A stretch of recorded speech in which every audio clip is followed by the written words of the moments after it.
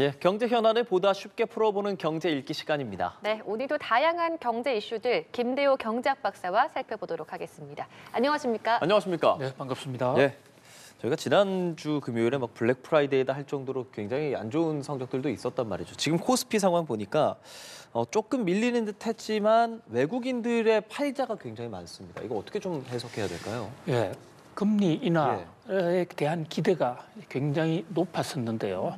불과 일주일 전, 2주일만 하더라도 한국은행은 마치 금리 인하를 할 것처럼 그런 신호를 냈었고 또 국제금융사회에서는 한국은행의 완화적 금융 총합 팽창 정책을 사실 100% 믿어왔습니다.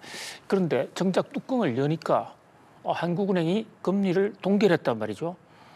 그리고 동결한 것뿐만 아니라 이런 식으로 가면 계속해서 동결할 수도 있겠구나. 거꾸로 얘기하면 이제 금리 인하 잔치가 끝난 게 아닌가라는 그런 우려, 그런 어떤 공포감, 이게 외국인들로 하여금 대규모 자금을 이탈하게 한 핵심 요인으로 보이는데요. 사실 정권 시장은 돈으로 움직이는 수요 공급, 돈의 수요 공급이 가격을 좌우하는 시장이거든요. 그런데 금리를 올리고 내리는 것은 바로 통화량을 결정하는 아주 결정적인 변수입니다. 금리를 내리면 그만큼 기준금리를 내리기 위해서 한국은행은 돈을 더 풀어야 되는데 그 기대가 이제 깨어지는 거 아닌가? 그리고 앞으로 당분간 금리 인하 없는 것 아닌가라는 그런 불안감이 금융시장을 좀 흔들었다, 이렇게 볼 수 있겠습니다. 이제 금리가 동결되면서 코스피는 조금 떨어지는 모습이긴 하지만 또 원달러 환율은 또 내려갔어요. 그래서 1,462.5원으로 출발을 했는데 그렇다면 이 원달러 환율은 좀 앞으로 잡힐 수 있을까요? 예, 한국은행이 금리를 동결한 핵심적인 이유가 딱 두 가지인데요. 첫 번째가 요즘 부동산 가격이 다시 오를 조짐을 보이고 있다. 부동산 역시 부동산을 사겠다는 수요가 많기 때문에 가격이 올라가는 것이라고 본다면 한국은행으로서는 부동산 가격 올라가는데 가장 큰 책임이 있고 또 거기에 부담을 느낄 수밖에 없습니다. 해서 금리를 이번에는 동결했다, 이렇게 볼 수가 있고요. 또 하나가 바로 지금 앵커님 지적하신 대로 우리나라 통화 가치, 즉 환율입니다. 현재 지금 우리나라 돈 가치가 아주 무섭게 뚝뚝뚝 떨어져 왔지 않습니까? 그 얘기는 결국 우리 환율이 올랐다는 얘기인데 똑같은 양의 달러를 바꾸기 위해서 환율, 우리 돈 훨씬 더 많이 줘야 되는 상황으로 몰려가고 있으니까 통화 가치의 급락입니다. 이것도 바로 금리하고의 상관관계가 매우 높습니다. 금리라는 게 우리 돈을 맡기거나 빌려주는 데 따른 그 이용 값입니다. 그런데 이 가격 금리를 내리면 우리나라의 통화 가치는 더 떨어지겠죠. 그래서 지금 한국은행이 금리를 동결했다는 소식이 나오니까 이제 금리 인하가 어느 정도 끝나가는구나. 그 얘기는 우리나라 통화 가치가 금리 인하 때문에 더 이상 추락할 이유가 없다. 이 얘기는 결국은 통화 가치를 올리는 요인이 되고 통화 가치가 올라간다는 것은 환율이 떨어졌다, 이렇게 볼 수 있는데요. 그런데 지금 우리 환율이 떨어졌다고는 하지만 1,462원, 이것도 굉장히 높은 환율입니다. 우리 1,400원만 넘어서면 우리나라 통화 가치가 너무 떨어져서 외환 위기가 온다라고 얘기한 게 불과 한 6개월 전이거든요. 그런 각도에서 볼 때 이번에 한국은행의 금리 동결은 이 환율 안정을 바라는 사람 시각에 비해서는 좀 부족했다. 거꾸로 얘기하면 금리를 올렸어야 된다. 아니면 이번에 금리를 못 올리더라도 적어도 한국은행 총재가 오랄 메시지를 통해서 구두 개입이라고 그러죠. 그래서 환율이 계속해서 불안하면 금리를 올릴 수도 있다, 이런 방향 전환의 메시지 정도가 나올 것으로 기대한 세력들이 있습니다. 만약에 그랬다면 환율은 더 떨어지고 우리나라 돈 가치가 올라갔을 거예요. 그런데 그러니까 동결해버렸단 말이죠. 현 상황에서 유지한다. 금리 인하보다는 좀 긴축적이지만 한국은행의 환율 방어 의지가 그렇게 강렬하지는 않구나. 이래서 금리 동결에도 불구하고 찔끔 환율이 내렸다, 이렇게 볼 수 있겠습니다. 자, 앞서 하는 총재 이야기 좀 해주셨는데 사실 이창용 총재 발언 굉장히 많이 화제가 되고 있습니다. 젊은이들이 해외 투자하는 그런 것들 좀 발언들 보셨죠? 어떻게 좀 생각하셨어요? 물론 이창용 예. 총재 말의 상당 부분은 뭐 이 진실과 가까운 또 저분이 서울대학 교수 출신이고 IMF에도 근무한 국제금융 통화 전문가지 않습니까? 예. 그런데 그런 어떤 전문가치고는 좀 일방적인 지금 환율이 오르는 우리나라 통화 가치가 떨어지는 것에 대한 책임을 한쪽에만 돌리는 게 아닌가라는 그런 점에서 시장의 공감대를 얻는 데는 좀 한계가 있지 않느냐 그런 생각을 해봅니다.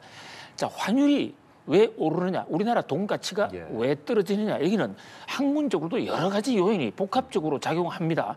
그런데 그중에서 중장기적으로 우리 환율이 계속해서 지금 환율이 올랐단 말이죠. 통화 가치가 떨어졌는데 예.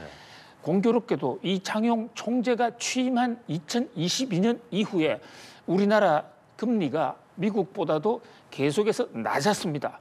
금리가 낮다는 것은 이자를 덜 쳐준다는 거니까 국제 투자가 입장에서는 한국에 투자할 것이냐 미국에 투자할 것이냐를 판단할 때 1차적으로 금리를 보는데 미국은 지금도 금리가 4.0입니다. 근데 우리나라는 2.5잖아요. 예.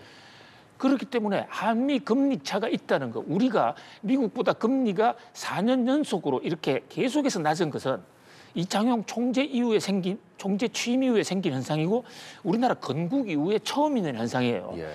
그렇기 때문에 그 영향도 분명히 있을 것으로 추정이 됩니다. 그런데 학문적으로 우리가 시뮬레이션을 한 상태는 아닐까, 뭐 감히 예단은 하기가 어렵습니다만은 충분히 그런 가능성이 합리적 의심이 됨에도 불구하고 한국은행 총재가 젊은이들 걱정을 하면서 젊은이들이 해외 투자 많이 해서 서학개미로 가서 우리나라 달러를 실어냈다. 자, 서학개미가 외국 주식을 사려면 우리나라 시장에서 달러를 사다가 그것을 그 미국의 달러를 팔고 주식을 사는 거니까 그 형식 논리적으로 보면 서학개미 때문에 환율이 오르는 그런 측면이 분명히 있습니다. 예, 예.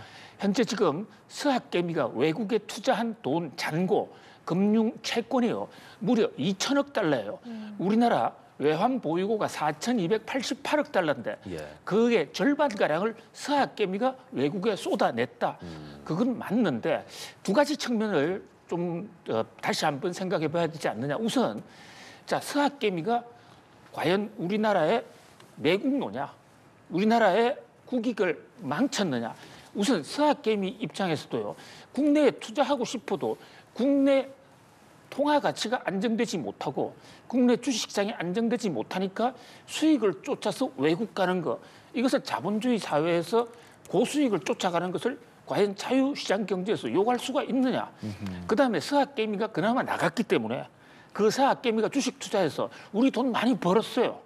만약에 서학개미가 없었다면 미국 주식 오를 때 그 오르는 혜택을 우리는 별로 받지를 못했을 것이거든요.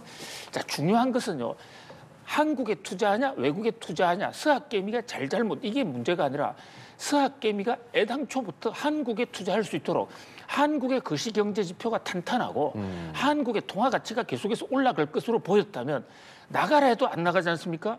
더더군다나 한국은행 입장에서는요, 예. 한국은행의 책무가 우리나라의 통화 가치 안정입니다. 한국은행 법 1조에 우리나라의 금융 안정, 통화 가치 안정입니다. 그럼 통화 가치 안정에서 과연 한국은행이 어떤 역할을 했느냐? 4년 동안 미국보다도 우리 금리가 계속 낮았고 통화를 많이 풀었는데 그렇다고 경기가 회복된 것도 아니고 그런 면에서 한국은행의 반성과 대책 마련이 더 우선이다. 서학개미를 탓하는 것은 탓하지 않아도 우리가 우리 경제만 튼튼하게 하면 서학개미는 저절로 돌아올 수 있다. 서학개미 잘잘못을 논하는 것은 굉장히 현대의 지금 이 금융 실태와의 본질을 꿰뚫는 국가는 좀 어긋나 있다. 이렇게 보여집니다. 알겠습니다. 주제를 좀 바꿔서 또 굉장히 큰 두 기업이 합병을 했습니다. 네이버와 두나무가 향후 5년간 10조 원 투자해서 AI와 웹3 기반의 협력을 하겠다. K 핀테크 글로벌 시장 성점하겠다라는 그런 계획을 발표했는데요. 정말 좀 신선한 M&A라고 볼 수 있을까요? 박사님은 이번 합병 어떻게 좀 보고 계신가요? 예, 회사가 분할을 하거나 합치는 거 장점과 단점이 교차합니다. 그래서 일방적으로 좋다, 나쁘다 평가하기는 상당히 어렵고 내부를 뜯어봐야 되는데요. 자, 우선 합병을 하면 시너지 효과가 일어납니다. 덩치가 커지니까 그래서 경제 효율이 생기고 주가도 올라갈 수 있는 이런 요인도 있습니다. 그런데 산업계 전체적으로 볼 때요. 공룡 둘이서 합하면 나머지 새우들은 어떻게 하느냐. 이런 독점과 과점의 횡포 문제가 동시에 제기되기 때문에 이 경제학자들은 이 두 가지를 균형 있게 보는 것이 굉장히 중요한데요. 우선 네이버가 우리나라 검색 1등이잖아요. 근데 두나무는 두나무가 아니라 두나무인데 저 두나무는 가상화폐 거래소 1등이란 말입니다. 예. 그러면 그렇죠. 가뜩이나 두 회사는 독점이에요. 네이버 검색 사실상 독점. 또 업비트도 가상화폐 독점인데 예. 이 둘이가 딱 뭉쳐버리면 그러면 그동안에 검색 시장에 따라오던 2등, 3등 또 가상화폐, 가상자산 하던 2등, 3등, 4등 이들과의 균형 문제, 우리나라의 균형 발전 문제 이런 문제가 제기될 수가 있습니다. 아직까지 지금 공정거래위원회에서 승인한 거 아니에요. 자, 그다음에 이제 또 하나 중요하게 우리 산업 생태계와 관련해서요. 네이버는 검색회사인데 이번에 합병한 게 은행업인 네이버 파이낸스라는 그 금융기관하고 가상화폐가 합했거든요. 지금 세계적으로 가상화폐가 제도권에 들어오려고 하는 것은 사실이지만 그 두 회사를 합병해서 가상화폐 회사가 은행업을 하는 거 이것은 전 세계에 아직은 없어요. 이것이 과연 우리 경제에 도움이 될 것인지 마이너스가 될 것인지 이 대목에 대한 좀 냉철한 분석이 필요하고요. 또 주식 합병 비율 지금 투자자들 중에서 일부는 불만을 품고 있거든요. 예. 합병 비율이 좀 이상하지 않냐. 이래서 지금 주식 매수 청구권이 어느 정도 생길지가 주목이 되는데 이런 장단점이 엇갈려서 혼재하고 있다 이렇게 볼 수 있겠습니다. 네. 지금 네이버 주가 보면은 오늘 하락세를 계속 보이고 있습니다. 거의 3% 떨어졌더라고요. 어떤 불안감이 좀 작용했을까요? 예, 적어도 주가로 보면 네이버 입장에서는 합병을 했으니까 독과점은 우리나라 전체에 나쁜 것이지만 독과점을 통해서 돈을 더 번다면 네이버에는 좋은 일이니까 통상 합병을 하면 그 합병의 주체는 주가가 올라갑니다. 그렇죠. 예. 네이버도 좀 오르는 듯 하다가 지금 와르르 무너지고 있거든요. 연 이틀. 자, 여기는 이 너무 공룡들의 합병에 제대로 될까 부작용은 없을까 하는 이런 의혹도 있지만 그거보다는요. 지금 이 합병의 주체 중에 하나인 합병의 핵인 업비트에서 해킹 사건이 터져버린 겁니다. 맞아요. 생일 잔치를 완전히 뒤엎는 생일상이 뒤집어지는 엄청난 참사가 터졌다. 예. 그래서 주가가 지금 거꾸로 좀 뒷걸음질을 치고 있는 상태입니다. 그리고 북한 해킹 조직이라는 뭐 그런 얘기들이 있던데요. 예, 이게요. 가상화폐 거래소는 문자 그대로 블록체인으로 움직이고 우리가 은행처럼 실물이 보증되지 않고 모든 게 가상자산으로 가상의 공간에서 움직이는 그 가상의 공간이 움직일 수 있고 이렇게 커온 것은 신뢰성, 내 돈이 내가 금고에 갖고 있지 않아도 절대 뚫리지 않을 안전성 이게 1차거든요. 예. 돈을 벌고 수익이 나고 이것은 두 번째 문제예요. 그래서 안심하고 가상자산 거래소에 지갑에 맡겨놓고 있는데 현재까지 드러난 것만 650억입니까? 지금 금액. 지금 나오는 것은 445억이라고 나오기는 예, 하더라고요. 현재 예. 지금 시시각각 달라지는데 엄청난 금액이 이미 누군가가 빼가 버렸습니다. 그러니까 자기가 지금 업비트와 거래하고 계시는 분들은 자기 지갑에 들어가서 내 돈 혹시 탈취당하지 않았냐 바로 지금 체크해봐야 됩니다. 물론 업비트에서는 모든 책임은 우리가 지고 돈 피해 없도록 하겠다. 회사 자산으로 충당한다 그러는데 뭐 몇백억 정도 피해라면 업비트가 할 수 있겠지만 만약에 수조가 틀렸다. 이러면 업비트가 돈이 없으면 그 돈을 어떻게 마련해 주겠습니까? 물론 그까지는 안 갔으리라고 봅니다. 자, 그 대목하고 그다음에 이렇게 뚫리면은 어떻게 업비트를 합니까? 업비트가 우리나라 1등 가상자산 거래소예요. 지금 독점적이고 거의 대부분의 투자자들이 업비트를 통해서 하는데 생일날 이런 일이 터졌단 말입니다. 이건 아주 누군가가 기획을 한 것으로 보이고요.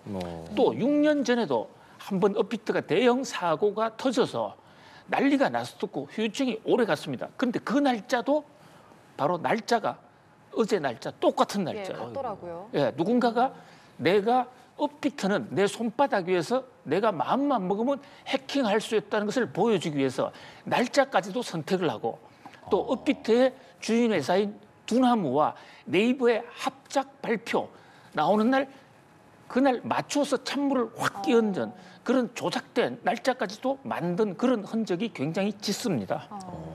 알겠습니다. 한편 국내 외국인 집주인 10만 명을 넘어섰습니다. 그리고 그 국적별로 보면 중국 국적이 가장 압도적으로 50%를 넘어섰더라고요. 박사님 어떻게 보십니까? 예, 우리나라 지금 가구 수가 뭐 3천만 개 정도 이렇게 넘어가고 있는데 외국인이 그 중에서 10만 개의 집은 외국인 소유다. 자, 빠른 속도로 늘어나고 있습니다만은 전체적으로 이 10만 개 정도가 뭐 다른 나라에 비교할 때 미국이나 유럽 등에 비교할 때 압도적인 많은 숫자는 아닙니다. 그런데 다만 이제 국내 투자자들 입장에서 국내에 집을 사지 못하는 사람 입장에서는 형평성의 문제. 한국 사람들은 1가구 2주택 되면 종부세 두들겨 맞고 또 여러 가지의 불편 사안이 있는데 외국인은 현실적으로 그 규제를 받지 않아요. 확인할 길도 없고 주민등록도 부부가 따로 해놨을 때 그것을 한국 정부가 체크할 방법도 없고 또 1가구 2주택의 우리 정부의 규제라는 것은 은행 대출문을 받지 않습니까? 예. 근데 외국인은 자기 나라에서 대출해서 들어오면 되잖아요. 이런 문제가 있기 때문에 좀 사는 문제에도 좀 형평성 있게 해달라 이런 것을 좀 요구하는 이 와중에 그래도 10만 개에 달했다. 그중에서도 특히 중국인이 많다 이런데 예. 중국은 우선 가깝고요. 우리나라 외국인 중에서 중국 사람들이 차지하는 포션 자체가 높아요. 그렇죠. 또 그중에서는 조선족이라는 우리 동포들도 많기 때문에 외국인이 한국에 집을 사는 거 어느 정도 갖고 있는 거 이거 자체는 우리나라의 달러를 늘리는 측면도 있기 때문에 너무 부정적으로 볼 필요는 없다. 다만 부동산 투기로 이어지지 않도록 또 국내외 어떤 역차별 현상이 일어나지 않도록 좀 조심할 필요는 있다. 이렇게 볼 수 있겠습니다. 지금은 뭐 제한 같은 거 전혀 없는 겁니까? 뭐 몇 개든 사고 싶으면 다 살 수 있는 거고요. 그렇습니다. 예. 돈만 있으면. 그렇습니다. 우리나라도 마찬가지잖아요. 예, 예. 그런데 외국에 우리나라는 나가서. 은행에서 대출을 안 해주는 것이지. 우리나라 집, 제가 젊은 시절에 현장을 뛸 때 집 예. 300채 가지고 있는 한국 사람 본 적이 있어요. 어휴. 그거야. 우리 자유시장 경제에서 집을 몇 채 사느냐, 하루에 라면을 몇 그릇 먹느냐, 그건 자유 아니겠습니까? 다만 그것을 사는 데의 조건, 한국 사람들은 은행 빚으로는 못 사잖아요, 지금. 근데 외국인은 그 나라에서 규제가 없으면 뭐 이런 형평의 문제가 제기될 수가 있는 것이죠. 그 외국인 허가일로부터 4개월 내 해당 주택 입주해야 되고 취득 이후에 2년간 실거주 의무 부과되는 거 이런 것들도 어떤 조건이라고 볼 수는 없는 거죠. 예, 최근에 생겼습니다. 그쵸. 그러니까 이제 2년 거주 실거주 이게 최근에 그동안에는 이조차마저도 없었어요.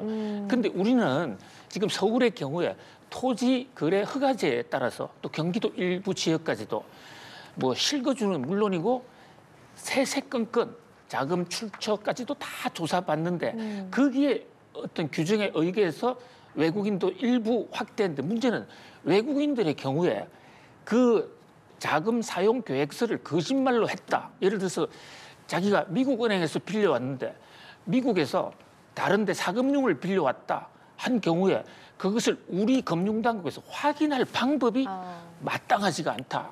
그런 면에서 여전히 차별은 존재한다. 이렇게 볼 수 있겠습니다.